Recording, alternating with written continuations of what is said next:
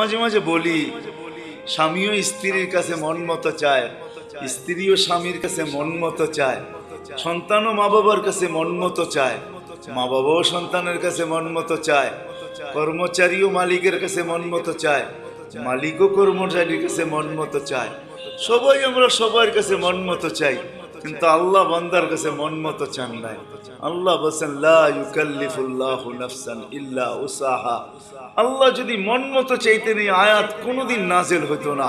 যে আল্লাহ বলতেছে বান্দা তোর সাধ্য মতো, আমার ইচ্ছার মন মতো না, তোর সাধ্য তুই যতটুক পারিস, তুই যতটুক পারিস তোর সাধ্য মতো।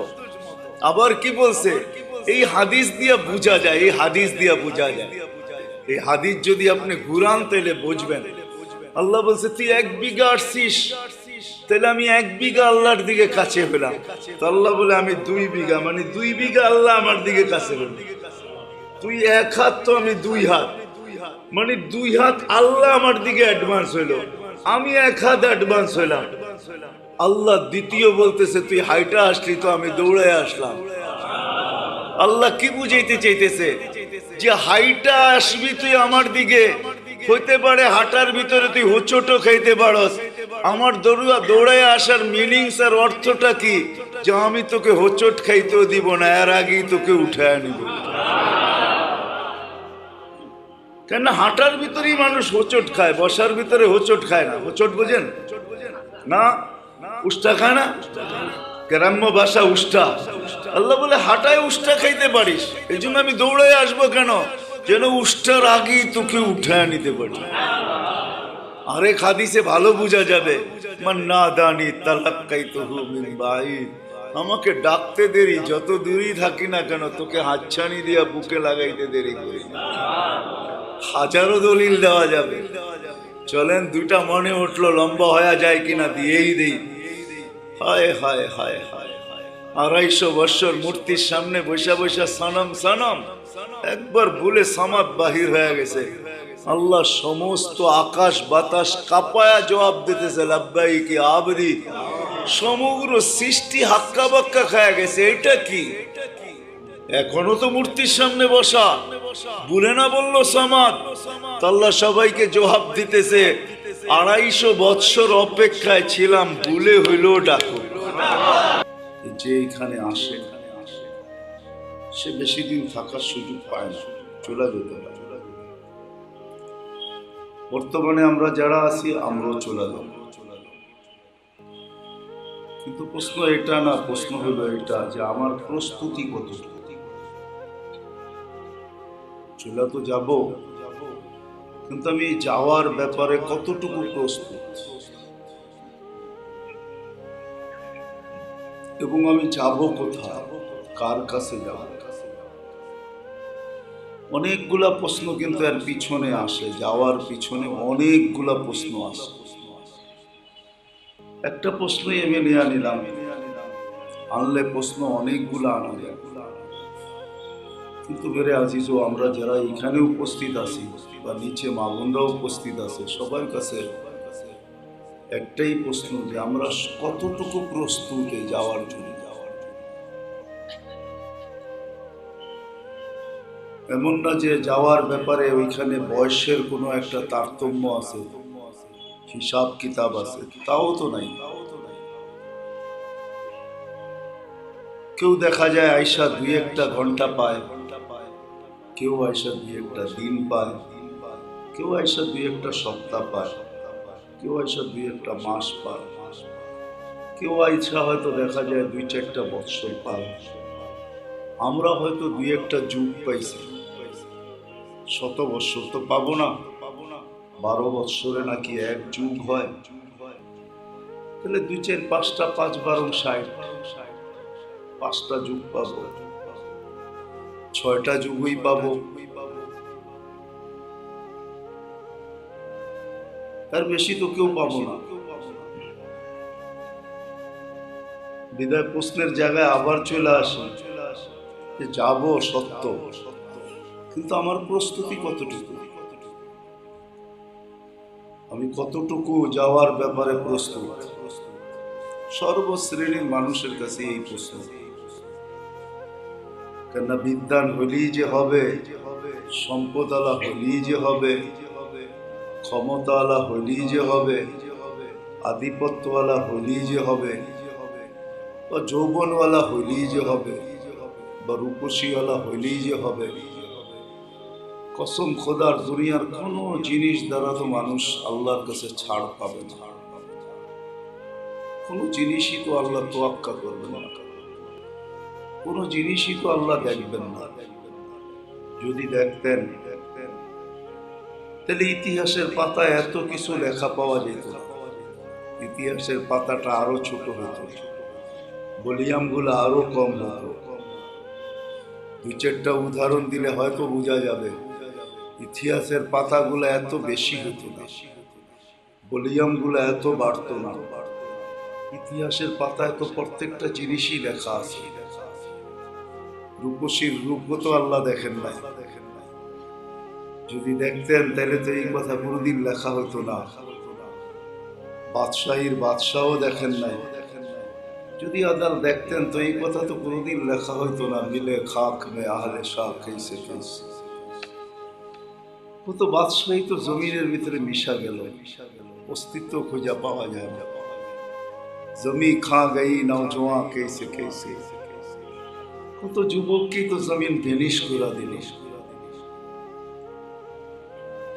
কোনোদিন তো এই কথা লেখা হইতো না। আজল নে না ছোড়া কেসরা না দারা, उसी से सिकंदर सा फाते भी बिहारा, हर एक लेके क्या किया हसरत सुधारा, परा रह गया यही ठाट सारा। যদি এটাই হতো তো লালবাগের কিলা কোনোদিন শূন্য হতো না, কোনোদিন ঐতিহ্য হতো না। তাহলে বোঝা যায় লালবাগের কিলা আজকেও আগের মতোই থাকতো, যেদিন বানানেওয়ালা ছিল। আহসান মঞ্জিল কোনোদিন টিকিট বিক্রি হতো না, আজকে টিকিট বিক্রি। এরকম হাজারো স্থাপনা আছে। আলী রাদিয়াল্লাহু তাআলা আনহু এই কথা বলতে কোনোদিন বাধ্য হইতেন না। সিরু ফি দিয়ারিহিম ওয়ানজুর ফি আসারিহিম ওয়াসআলুহুম আইনা হাল্লু। এই চিৎকার আলী রাদিয়াল্লাহু তাআলা কোনোদিন হাসান হোসেনকে বসায়া দিতেন না। সিরু ফি দিয়ারিহিম ওয়ানজুর ফি আসারিহিম ওয়াসআলুহুম আইনা হাল্লু। যাও যাও পুরান ঐতিহ্য দেখো, খুঁটা খুঁটা দেখো, আর চিৎকার দিয়া জিজ্ঞাসা করো আইনা হাল্লু, কোথায় চললে, কোথায় গেলে তোমরা? বলছে বেটা জবাব তো দিতে পারবে না, যদি জবাব দিতে পারতো তাহলে কি জবাব দিত এটাও তোমাদেরকে শোনায়া দিই। বলে জবাব দিত ইন্তাকালনা মিন দারিল গুরুর ইলা দারিল গুরাবা, ধোকার ঘরের থেকে বাহির হয়ে গেছে। আমরা ধোকার কুয়াশার ভিতরে সবাই আবদ্ধ। যতগুলা সম্পর্ক সবই কিন্তু ধোঁয়া কুয়াশা, সবগুলাই ধোকার কুয়াশা। নাহলে এই মজলিসে বললে হয়তো হাত কয়জন উঠাইতে পারবে জানি না। মরতে মানুষের সম্পর্কের সবচেয়ে নিকটতম সম্পর্ক হলো মা বাবার সম্পর্ক। এর চেয়ে নিকট কোনো সম্পর্ক হয় না। মা বাবা সন্তানের বিরুদ্ধে হাজারো অভিযোগ করতে পারে, কিন্তু সব অভিযোগ সম্পর্কের প্রবলতা দ্বারা ঢাকা যায়, দূর হয়ে যায়। সব কিছু বলার পরে এটি মা বাবা চোখের পানি ছেড়া বলে আমি চাই না তুই অসুখী হস। সবাইকে বলে, অভিযোগ হাজারো করে, তারপরও সবাইকে বলে দোয়া করেন আমার কলিজার টুকরা যেন অসুখী না, ও যেন সুখে থাকে। বলেন কয়জন এইখানে আমরা আছি যে প্রতিদিন 5 নামাজের পরে সদ ইচ্ছায় কমসে কম এতটুক দোয়া করি রব্বির হামহুমা কামা রব্বায়ানি সগীরা? কয়জন হাত উঠাইতে পারবেন বলেন? এমনকি আমাদের আলেম ওলামাদেরও মনে থাকে না। রাগ হলেন না কিন্তু সদ ইচ্ছায় 5 ওয়াক্ত নামাজের পরে আমি মা বাবার জন্য বলি রব্বির হামহুমা কামা রব্বায়ানি সগীরা। এত কাছের সম্পর্ক, দুনিয়া ভুলে দেয় সব। এই জন্যই আমি বলতেছিলাম সব সম্পর্কগুলা এটা হলো ধোকার কুয়াশা।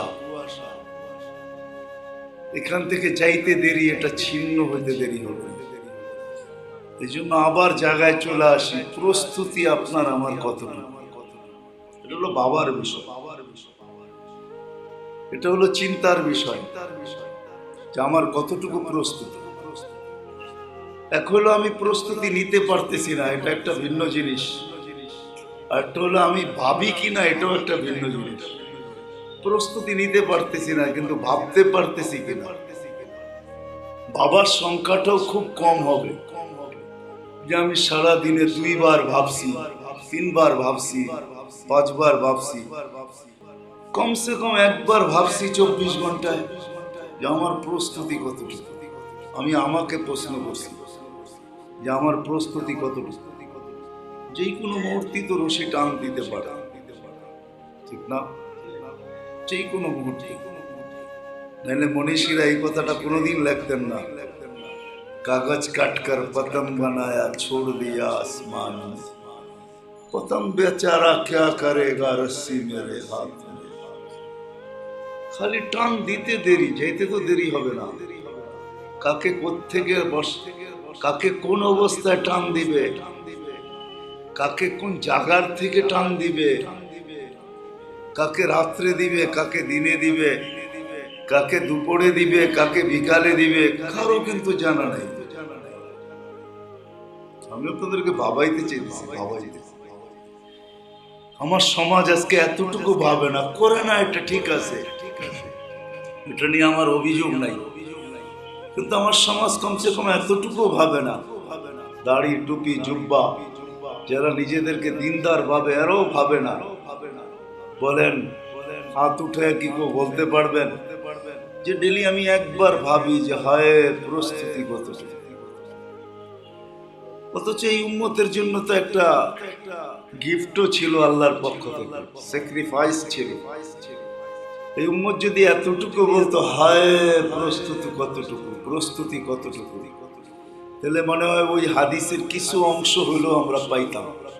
যে হাদিস আল্লাহ নিজে শুনাইতেছেন কুদসি, ফালাম্মা তায়াক্কানতা বিল বাওয়ার ওয়া যানানতা আন্নাকা মিন আহলিন নার মানাহতু ইলাইকা রিদওয়ানি ওয়াল্লাইতু ইলাইকা গুফরানি কুলতু লাকা লা তাহজান গফারতু লাকা আয-যুনুবা ওয়াল আওসার ওয়া লিআজলিকা সাম্মাইতু নাফসি আল আজিজুল গফফার। এই হাদিসের কিছু অংশ হইলেও পাইতাম বাবার দ্বারা। কেননা এই আল্লাহ তো আমাদের ভাবনারও একটা মূল্য রাখছেন, ঠিক না? যদি ভাবনার মূল্য না হইতো তো আল্লাহ রসুল আমাদেরকে এই হাদিস শুনাইতেন, তো শুনাইতেন কেন? লা তাফাক্কুরু সাআ, চিন্তা কিন্তু ভাবনারই একটা অংশ, বা ভাবনাটাকেই চিন্তা বলা হয়। লা তাফাক্কুরু ফিকির, চিন্তারই একটা অংশ, ভাবনারই একটা অংশ ফিকির করা। আল্লাহ রসুল বলছে সামান্য সময় চিন্তা করা 60-70 বন্দেগি বৎসর বন্দেগি করার চেয়েও উত্তম।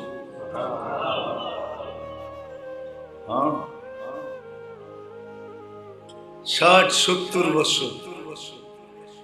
অনেক সময় ভঙ্গি মানুষের দিল এতটুক কাড়ে, হাত পাতলো এতটুক কাড়ে না। কাড়া বোঝেন? কেড়া নেই। দেখবেন অনেক সময় রাস্তায় কিছু লোক এরকম ভঙ্গি ধরে পড়া আছে যে প্রত্যেকটা মানুষ আসে আর জিজ্ঞাসা তোমার কি হয়েছে।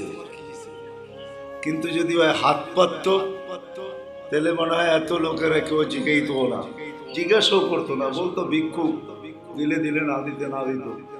কিন্তু ভঙ্গি এরকমই ধরছে যে প্রত্যেক ব্যক্তি জিজ্ঞাইতে বাধ্য, ভাই তুই কি হয়েছে, এরকম কেন? আল্লাহ কিন্তু ভঙ্গিও চায়।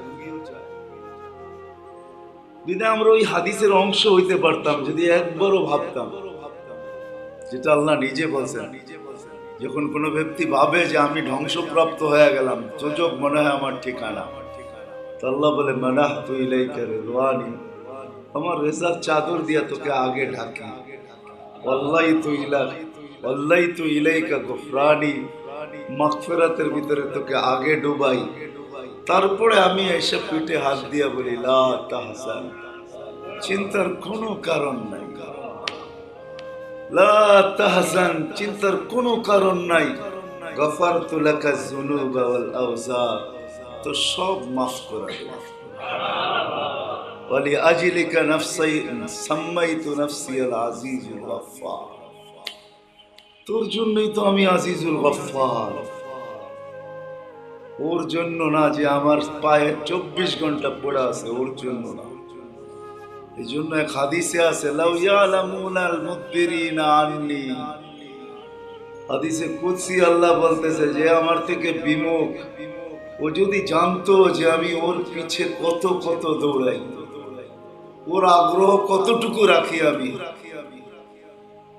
ও যদি জানতো তাহলে তোর রগ রেশাগুলো সব ছিঁড়া যেত। শৌকানি ইলাইয়া, আমার দিকে দৌড়াইতে দৌড়াইতে সব কিছু বিলীন হয়ে যেত।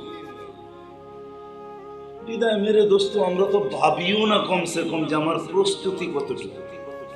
কথা মাশাআল্লাহ মাওলানা বলতেছিল 2 ঘন্টা ধরে আপনাদেরকে, আমি লম্বা করব না, কিন্তু এতটুকু বুঝাবো সবাইকে যে আমার চলে তো যেতে হবে।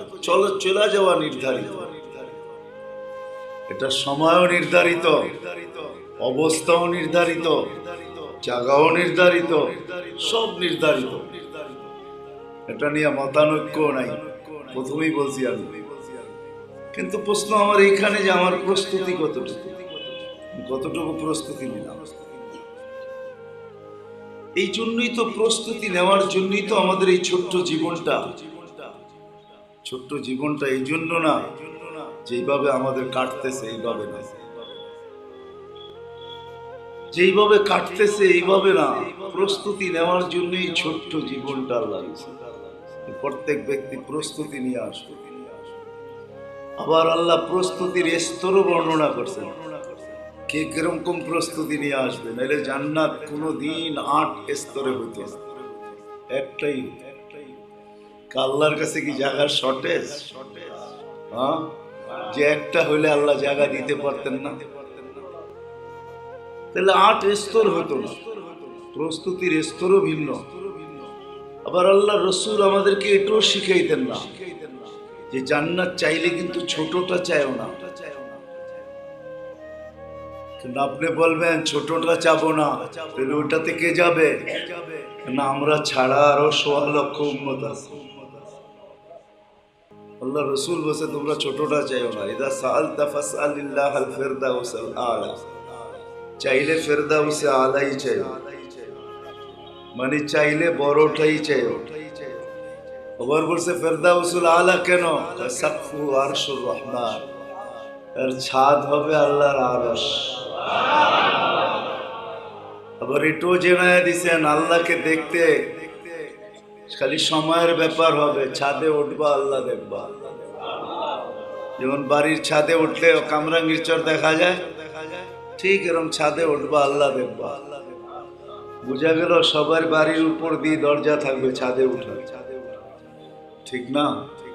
হ্যাঁ হ্যাঁ হ্যাঁ, দরজার নামও বলে দিছে, ইন্না ফিল জান্নাতি লাবাবান ইউকালু লাহু বাবাস সালাম।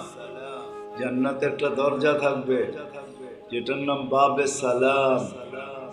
ইয়াফতাহ ওয়া ইয়ানদুর, খুলবে আর আল্লাহকে দেখবে।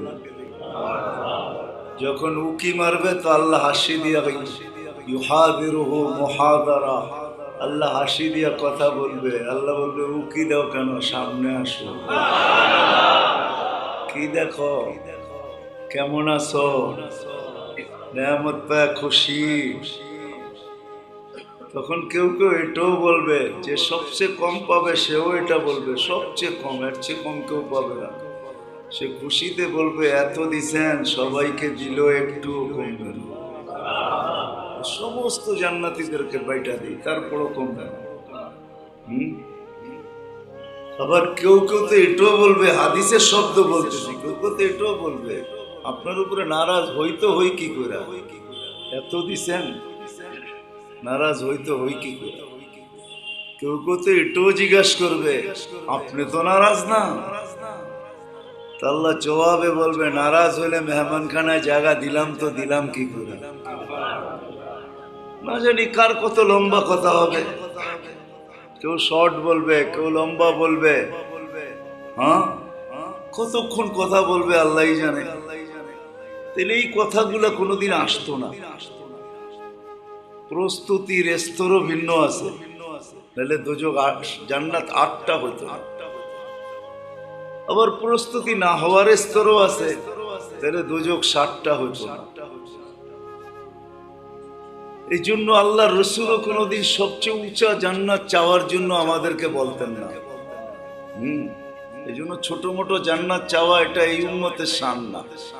এই উম্মত তো আল্লাহর কাছে সবচেয়ে বড়টা চাবে, বড়টা। হ্যাঁ, আল্লাহ তো বলেই দিছেন, বড়টা কি, আরো বড়টা আল্লাহ বলে দিছেন। জান্নাতে আদম তোমাদের জন্য আমি বানায় রাখছি, যেটা আল্লাহর কুদরতি হাতের ছোঁয়ায় তৈরি হয়েছে, ছোঁয়া, যেটাকে আল্লাহ নিজে ডিজাইন করছে কুদরত দিয়া, যেটা আল্লাহ নিজে বানাইছে। খালি বানান না, সাজাইছেন।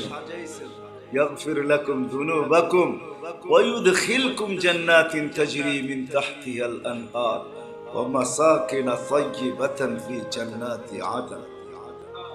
তারপরে বলছে যালিকাল ফাওজুল আযীম, এটাই সবচেয়ে বড় কামিয়াব, এটাই সবচেয়ে উঁচা প্লেস, এটাই সবচেয়ে উন্নত সোসাইটি, এটাই সবচেয়ে উন্নত মর্তবা। আসেন আবার ফিরা যাই। চলে যাওয়াটা তো নির্ধারিত, কিন্তু ভাবনা কতটুকু, ভাবি কতটুকু, কিসের ভাবনা, প্রস্তুতির ভাবনা কতটুকু। এই জন্য আসেন আজকে কমসে কম এই মজলিসের থেকে এতটুক চিন্তা নেওয়া যায় যে আজকের থেকে আমি ডেলি 100বার না 1000বার না, একবারও যদি আমি ভাবি যে আমার প্রস্তুতি কতটুকু, তাহলে এই আস্তে আস্তে দেখা যাবে সব জায়গায় কিন্তু হাতুড়া বড় হয় না। হ্যাঁ, পাথর ভাঙতে মোটাটা লাগে, সোনার হাতুড়া বড় সূক্ষ্ম। কিন্তু হাতুর চিনেন, গেছেন কখনো? এইখানেও আছে কামরাঙ্গীর চরে, সোনার দোকানে যেয়ে দেখেন ওর কাছে এত বড় হাতুড়া পাবে না। ওর হাতুড়া এই আঙ্গুলের মতো এতটুকু চিকন সূক্ষ্ম। ও জোরে বাড়ি দেন আস্তে আস্তে, কিন্তু ওটার আঘাতে সোনা নিজেকে ছড়ায়া দেয়। মনে হয় বুঝাইতে পারেন, নিজেকে বুঝাইতে পারি না। সোনা আলার হাতুড়া বড় সূক্ষ্ম, ছোট হাতুড়া। যদি এখানে না দেখেন তাঁতিবাজার যা দেখাইছে, যা বললেন ভাই তোমাকে এটা কি বলে, হাতুড়ি বলে, তোমাদের হাতুড়ি দেখতে আসছি। ওটা বড় বড় না, আঙ্গুলের মতো চিকন। ওটা দিয়ে বাড়ি জোরে দেন, আস্তে আস্তে দেন, ঠুক ঠুক করে বাড়ি দেন, কিন্তু সোনা নিজেকে ছড়ায় দেয়। যদি সারাদিনে একবারও ভাবনা হয়, চিন্তা হয় যে প্রস্তুতি কতটুকু, তাহলে দিলের উপরে যে দাগ লাগবে, দাগ যেমন সোনার হাতুড়ার দ্বারা সোনাকে ছড়ায়া দিয়া অলংকার তৈরি করে দেয়, আর ওই অলংকার পড়া সবাই উৎফুল্ল হয়। মা বোনরা বেশি উৎফুল্ল হয়, পুরুষ তো সোনা পড়ে না। তো ঠিক যদি একবারও ভাবনা হয়, তো আমাদের দিলের ভিতরে এরকম উৎফুল্ল সোনার কালার তৈরি হবে, কালার। একবারও যদি ভাবনা হয়, ডেইলি একবারও হলে, এটি একবার হলেও হবে ভাবনা। এটা কি আল্লাহ ওয়ালারা মুরাকাবা বলছে, মুরাকাবা, এটার নাম মুরাকাবা। মুরাকাবা একটা শব্দ আছে আল্লাহ ওয়ালাদের কাছে, এটার নাম হলো মুরাকাবা। কিছুক্ষণ বসে ভাবা যে প্রস্তুতি আমার কতটুকু হবে। আপনি ভাববেন, দুটা জিনিস সামনে আসবে, দেখবেন ভাবতে দেরি, দুটা জিনিস সামনে আসতে দেরি হবে। একটা দেখবেন আপনার ভিতর থেকে গুনাহগুলো আপনার সামনে সব, যতটুকু মনে আছে এতটুকু সব সামনে চলে আসবে। যতটুকু নেক করছি জীবনে, দেখবেন যে গুনার কুয়াশার কারণে ওগুলা সব পিছে চলে যাবে। তখন আপনার মনে হবে, নেকি তো আর চোখে দেখবেন না, খালি বড় বড় গুনাহ সামনে আসবে, তখনই দেখবেন ভিতর থেকে একটা আহ বাহির হবে। আহ। কোন আল্লাহওয়ালাকে জিজ্ঞাসা করছিলেন, ইলিয়াস রহমতুল্লাহ আলাইহিকে জিজ্ঞাসা করছিলেন যে কুতুব হওয়া যায় কিভাবে, কুতুব হওয়া যায় কিভাবে। পুরাটা বলতেছি না, শেষটা বলতেছি। তুমি বলছিলেন তোমার ভিতর থেকে যদি আহ বাহির হয়, আহ, তাহলে বাব্বা এই আহ তোমাকে কুতুবের স্টেজের উপরে নিয়ে বসায় দিবে। তুমি ওলি হবে না, কুতুব হবে, কুতুব। কেননা ভাবনার কাজই হলো এটা। আপনি এখন ভাবেন আমার প্রস্তুতি কতটুক করতে পারলাম, দেখবেন সামনে জীবনের জানা গুলা সব চলে আসবে। যখন চলে আসবে নেকি গুলা দেখবেন সব কুয়াশার আড়ালে চলে যাবে, গুনার কুয়াশার আড়ালে চলে যাবে, নেকি কিচ্ছু দেখবেন না। তখন দিল নিজের থেকে ইস্তেগফার করবে, ইস্তেগফার করবে বা আহ বলবে, আহ। আর আল্লাহর কাছে আহটাই ইস্তেগফার। তখন ইস্তেগফার লাগবে না, তখন আহ করবে, আহ। কসম খোদা, ওই আহ ইস্তেগফারের রূপ নিয়ে উপরে উঠবে। কেননা শয়তানকে যখন আল্লাহ বিতাড়িত করে, তখন শয়তানের অনুরোধ ছিল, আল্লাহ বিতাড়িত করছেন তাতে কোনো অসুবিধা নাই, কিন্তু আমাদেরকে কিয়ামতের সকাল পর্যন্ত সুযোগ দিতে হবে। এটা ছিল তার অনুরোধ, আবেদন। ফেরেশতারা উল্টা আবেদন করছে, আল্লাহ ওকে একদিনও সুযোগ না দেওয়া। কিন্তু আল্লাহ শয়তানের দরকার আবেদনের উপরে সিগনেচার করছে, তোকে সময় দেয়া দিলাম, মিনাল মুনদিরিন, তোকে সময় দেয়া দিলাম। কিয়ামতের সকাল পর্যন্ত ফেরেশতাদের কান্না বাহির হয়ে গেছে, কান্না। ফেরেশতারা যতদিন কাঁদছেন তার ভিতরে এই দিনও একটা কান্না। সমস্ত ফেরেশতাদের চোখে কান্নার রোল ছিল। আল্লাহ বলছে, কাঁদো কেন? বলছে, সব গুমরা করে ফেলবে, কাউকে বাঁচতে দিবে না। আল্লাহ ওই সময় ইস্তেগফার নাযিল করছে। তখন আল্লাহ বলছেনই, মা জালা ইস্তাগফির আগফির, যখনই তওবা করবে তখনই মাফ করে দিবে। তো আল্লাহর কাছে পরিধি জিজ্ঞেসে কতটুক গুনাহ মাফ করবেন, তো প্রথম বলছে শিরক ছাড়া সব মাফ করব। হ্যাঁ, শিরক ছাড়া সব মাফ করে। হ্যাঁ, শিরক থেকে যদি তওবা হয় তাও মাফ, কিন্তু শিরক ছাড়া সব মাফ। কোরআনের একটা আয়াত পড়লে বোঝা যায়, ওয়ায়াফু আন কাসীর। আল্লাহ বান্দাকে বুঝাইতে চাইতেছে, বান্দা অনেক কিছু তো না দেখো না দেখো না দেখার বান্ধবী, অনেক কিছু তো এমনি মাফ করে দিই। ইয়াফু আন কাসীর, অধিকাংশ এমনি মাফ করে দিই, অধিকাংশ এমনি মাফ করে, এমনি অধিকাংশ মাফ চাওয়া ছাড়া মাফ করে দিই। এখন মাফ চাইলে কতটুকু মাফ করবে?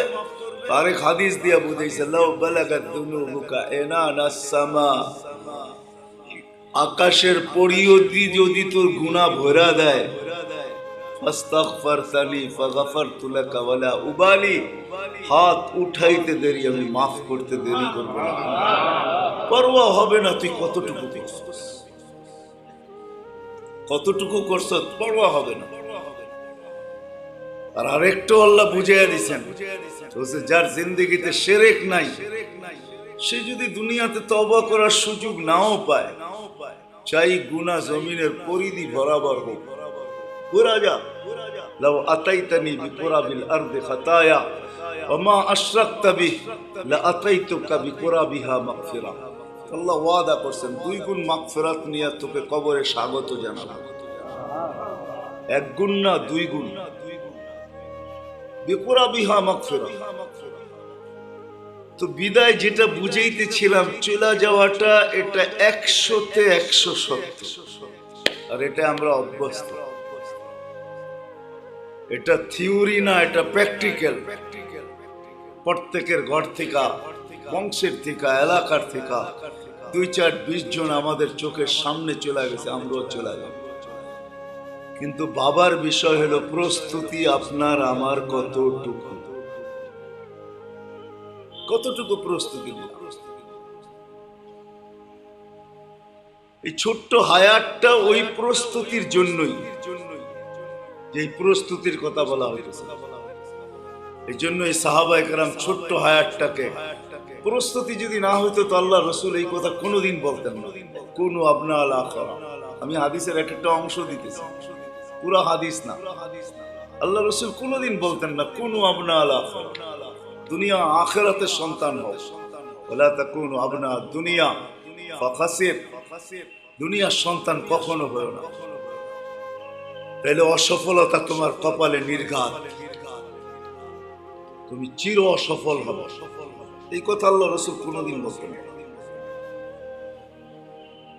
এই জন্য সাহাবায়ে কেরাম এই চিৎকার কোনোদিন দিতেন না, একজন থেকে না, দুইজন থেকে না, হাজারো সাহাবীর চিৎকার নকল করা যাবে, যারা দুনিয়ার দিকে তাকায়া বলতেন গুররি গায়রি, অন্যকে ধোঁকা দাও, আমাদেরকে দিও না। আবু হুরায়রা রাদিয়াল্লাহু তাআলা তো অনেক আগে চলে গেছে, বলছে লা উরিদ আন আবযুকা আলাইকি, তোর উপরে থুতুও ফলাইতে চাই না। ইবনে আব্বাস, ইবনে ওমর রাদিয়াল্লাহু তাআলা আনহু বলছেন নাহনু আসহাবু মুহাম্মদ, আমরা মুহাম্মদুর রাসূলুল্লাহ সাল্লাল্লাহু আলাইহি ওয়াসাল্লামের সাথী, আমাদেরকে ধোঁকা দিতে চেষ্টা করো। আলী রাদিয়াল্লাহু তাআলা আনহু তো এটাই বলছেন তাল্লাকনা কি সালাসা, তোরে 3 তালাক দিছি, ফালা রুজাতা, ফিরায় আনার কোনো সুযোগ নেই। কেননা তোর ব্যাপারে হিলাও করা যাবে না, তোকে ফিরায় আনাও যাবে না। তাল্লাকনা কি তালাক, তোকে 3 তালাক দিয়ে দিছি। কোনদিন এই কথা বলতেন না। ছোট্ট জীবনটা দিয়েছেন ওই প্রস্তুতির জন্য। প্রথম তো ভাববো, দ্বিতীয়ত এই সময়টাকে, ছোট্ট সময়টাকে, ছোট্ট জীবনটাকে প্রস্তুতির পিছনে লাগাবো। আর লাগানোটা আল্লাহ কোনো কঠিন করেন না, সহজ করছেন। এই উম্মতের জন্য কঠিন না, সহজ। এই উম্মতের জন্য ওই কাহিনী না যে বৈরাগ্যতা এই উম্মতের জন্য না। এই জন্য আল্লাহ রাসূল চিৎকার দিয়া বলছেন, শুনো শুনো, প্রস্তুতি নিতে যায় যদি বৈরাগী হও তাইলেও চলবে না। লা সাইরুরাতা ফিল ইসলাম ওয়ালা রাহবানিয়াতা ফিল ইসলাম। ইসলামের ভিতরে বৈরাগ্যতা নাই, ইসলামের ভিতরে সংসার ত্যাগই নাই, আমারটার ভিতরে সংসার ত্যাগই নাই। তাহলে 3 জনরে আল্লাহ রসুল এই কথা কোনোদিন শুনাইতেন না, যে 3 জন প্রতিজ্ঞা করছিলেন যে সারা রাত্র রোজা রাখবো, আর কোনোদিন ঘুমাবো না, সারা রাত্র নামাজ পড়বো, আর কোনোদিন ঘুমাবো না। দ্বিতীয় জন বলছে সারা দিন রোজা রাখবো, আর কোনোদিন দিনের বেলা পানাহার করব না। তৃতীয় জন বলছে বিয়ে শাদী আর করব না জীবনে। তো পিছন থেকে 3 জনকেই বলছে একজনও আমার সাথে না, আমি রাত্রে নামাজও পড়ি আবার ঘুমাইও, রোজাও রাখি আবার ছাড়িও, আবার আমার একাধিক বিবিও, 3 জনের একজনও তোমরা আমার সাথে না। এটাই তো সত্য, তো না বানাইতেছি? এটা আল্লাহ রসুল কোনোদিন বলতেন না। প্রস্তুতি সহজ, কিন্তু আগে ভাবনা আসতে হবে। ভাবনা, বললাম না, ভাবনা আসলে ভিতরে কালার হবে, কালার। দুনিয়ার কিছু ভাবনা আছে মানুষকে মাতালো করে। এই তো আমি গত মাসে 23 তারিখ আইলাম আমেরিকা থেকে, এক জানাজা আমাকে কাঁদায় দিছে, কাঁদায় পুরো মজমা কাঁদছে কিনা জানি না আমি, কিন্তু আমি দূরে দাঁড়ায় দাঁড়ায় কাঁদতেছিলাম। 30 লাখ টাকা দিয়ে আমেরিকা গেছে, মেক্সিকো দিয়ে, জেল খাইটা বাহির হয়েছে, কেস চলতেছে, এখনো লিগেল হয় নাই, হবে কি হবে না এটা হলো আদালতের কাছে, সেও জানে না। হোম ডেলিভারি দিত হুন্ডা দিয়া, মাত্র বাহির হয়ে আসছে, 3 মাস হয়েছে, হুন্ডা অ্যাক্সিডেন্ট করে মারা গেছে। ভাবনাই কিন্তু তাকে ওই পর্যন্ত নিয়ে গেছে। সে মেক্সিকোর জঙ্গল দিয়া কোনোদিন 30 লাখ টাকা খরচ করে আমেরিকায় যেত। ভাবনা তাকে পাগল বানায় নিয়ে গেছে। সমস্ত পরিবার পরিজন সবার স্বপ্নকে এক অ্যাক্সিডেন্ট সব ডুবায় দিয়েছে, সারা জীবনের কান্না বানায় দিয়েছে। মানে না, আত্মীয় স্বজন ভাবছে আমেরিকায় চলে গেছে, চাকরি করতেছে, হোম ডেলিভারি দিতেছে, মাসে 4 লাখ 4,000 5,000 ডলার কামায়, কাগজ হয়ে গেলেই তো আমাদের জন্য অ্যাপ্লাই করবে, ওর পিছে আমরাও আমেরিকা লাইন ধরবো, ঠিক না? বোনদের মনে আশা ছিল, ভাইদের মনে আশা ছিল, শ্বশুর বাড়িওয়ালাদের মনে আশা ছিল, সব আশা ধূলিসাৎ। বুঝাইতে মনে পারতেছি না। এই জন্য আগে ভাবি, ভাবনা মানুষকে পাগল বানায়, মাতাল বানায়। 2019-এর কাহিনী এরকমই দুইজন আমার সাথে দেখা হয়েছে লস এঞ্জেলিসে, যারা বিকাল বেলা জেলখানাতে আসছে, সকালে আমার সাথে দেখা হয়েছে। বলছে তোমরা দুইজনই আসছো? বলছে না, আমরা 3 জন ছিলাম। আরেকজন কোথায়? বলে সে মেক্সিকোর জঙ্গলে হারায় গেছে, জানি না তার কপালে কি জড়ছে। ভাবনা মানুষকে অনেক মাতাল বানায়। আর আখেরাতের ভাবনা যখন, প্রস্তুতির ভাবনা যখন চলে যে আমি কি নিয়ে আল্লাহর কাছে যাব, কিভাবে মুখ দেখাবো, নারী হোক পুরুষ হোক। যে নারীদের ইতিহাস আছে ওরা এমনি ইতিহাস গড়ে নেয়, রাবিয়া এমনি ইতিহাস গড়ে, বাইজিদ বোস্তামের মা এমনি ইতিহাস গড়ে নেয়। সাহাবীদের জমানার মহিলারা শুধু শুধু ইতিহাস গড়ে নেয়, এদের কিতাব লেখা আছে, পড়লে পাবেন। ওলামা একরামকে বলবো, নিসাউন হাওলার রাসূল, কিছু মহিলা আল্লাহ রসুলের পাশে, এক একটা কিতাব আছে। নিসাউ তাবেঈন, তাবেঈন লেখা আছে, এদের জীবনী পড়ে দেখেন। এই সমস্ত মহিলারা এমনি ইতিহাস গড়েন, রাবিয়া শুধু শুধু ইতিহাস গড়েন। বাইজিদ বোস্তামি রহমতুল্লাহ আলাইহির আম্মা শুধু শুধু ইতিহাস গড়েন। আব্দুল কাদের জিলানীর আম্মা শুধু শুধু ইতিহাস গড়েন। এদের বড় ইতিহাস আছে, পড়া দেখেন। মহিলা ইতিহাস গড়া দিয়া গেছে। বাইজিদ বোস্তামি শুধু বাইজিদ বোস্তামি হয় না, 18 বছর পর্যন্ত সন্তান মাকে দেখে নেয়, মা সন্তানকে দেখে না। মা ওস্তাদের কাছে সন্তান দিয়া গেছেন আর বলছেন আপনার মতো যেদিন হবে ওদিন আমার কাছে পাঠাবেন, মেলে পাঠাবেন। একদিন কোনো মতে ওস্তাদকে বুঝায় শোনায়, লম্বা কাহিনী হয়ে যাবে। ওস্তাদ এক গাদা সবক দিছে, বাইজিদ বোস্তামি রহমতুল্লাহ আলাইহি 10 মিনিটের ভিতরে সবক মুখস্থ করে ওস্তাদকে শোনায় দিছে। তো জিজ্ঞেস করছে বেটা শুনাইলা, মুখস্থ করলা তো করলা কি কইরা? বলে আমি তো করি নাই, যে করার সে কইরা দিছে। আমি তো পৃষ্ঠা উল্টাইছি। কেননা উঠাই দোয়া করছে, আল্লাহ বাপ তো নাই, বাপ ছিলেন না, ওনার বাবা ছিলেন না, যে আল্লাহ মাকে অনেকদিন দেখি না, ওস্তাদকে রাজি করছি যদি এই সবক শুনাইতে পারি তাহলে আমাকে ছুটি দিবে, মাকে দেখবো। ও মালিক, মাকে দেখাও তো ইবাদত, মুস্কি হাসি দিলেও বলে মার মুখের উপরে তুমি কবুল হজের সওয়াব দিবে। বিদায় আমি বাইজিদ মাকে দেখতে চাই, সবকটা ইয়াদ করায় দাও না। চোখের পানি ছেড়া দিয়া দোয়া করে পৃষ্ঠা উল্টাইছে, সবক ইয়াদ হয়ে গেছে। বাড়িতে গেছে, মা দরজা করে নাই, বলছে আমার বাইজিদ আসতে পারে না, তুমি বুয়া বাইজিদ। আর এতদিনে আমার বাইজিদ যা আমি বানাইতে চাইতেছি তাও হইতে পারে না, বলবো না ফিরোজ যাও। তো ফিরা আয়েশা ওস্তাদের কাছে আসছেন।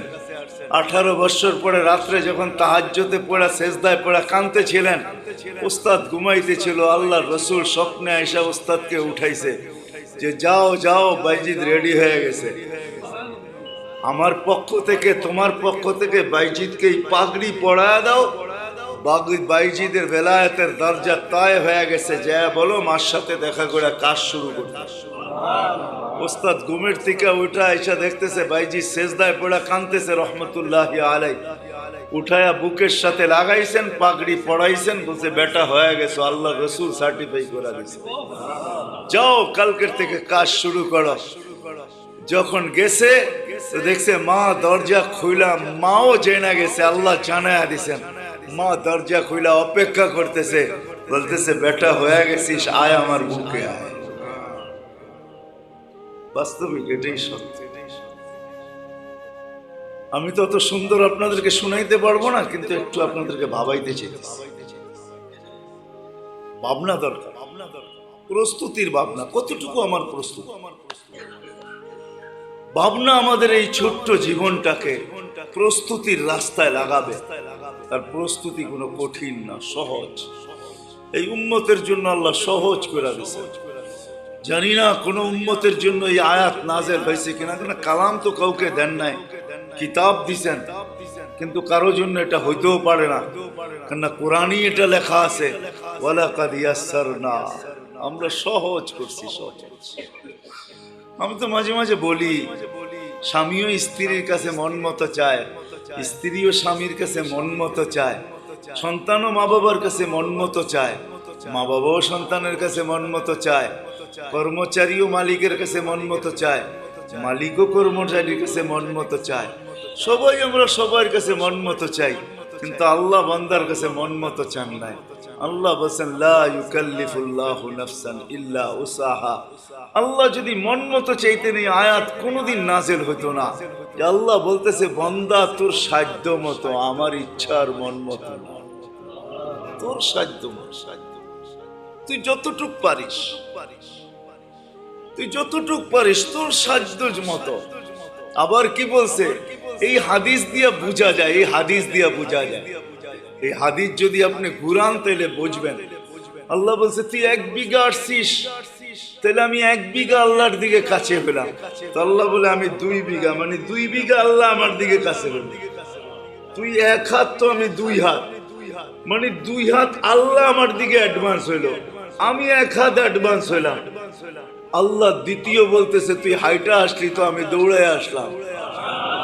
আল্লাহ কি বুঝাইতে চাইতেছে, যে হাইটা আসবি তুই আমার দিকে, হইতে পারে হাঁটার ভিতরে তুই হোঁচটও খাইতে পারস। আমার দৌড়ায় আসার মিনিংস আর অর্থটা কি, যে আমি তোকে হোঁচট খাইতেও দিব না, এর আগেই তোকে উঠায় নিব। কেন হাঁটার ভিতরেই মানুষ হোঁচট খায়, বসার ভিতরে হোঁচট খায় না। হোঁচট বোঝেন না? উষ্টা খায় না, গ্রাম্য ভাষা উষ্টা। আল্লাহ বলে হাঁটায় উষ্টা খাইতে পারিস, এই জন্য আমি দৌড়ায় আসবো কেন, যেন উষ্টার আগেই তোকে উঠায় নিতে পারি।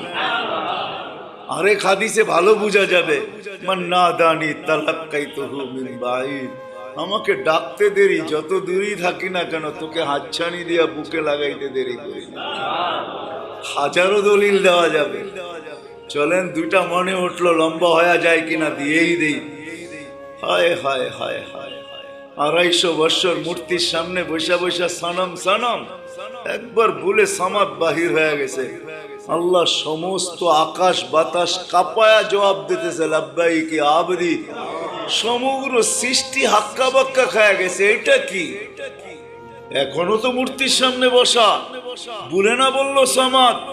আল্লাহ সবাইকে জবাব দিতেছে 250 বৎসর অপেক্ষায় ছিলাম, ভুলে হইল ডাকো। আপনাদেরকে ভাবাইতে পারতেছি না, 250 বৎসর অপেক্ষায় আছি, ভুলে হইল ডাকো। দ্বিতীয় জবাব দিতেছে আমিও যদি সাড়া না দেই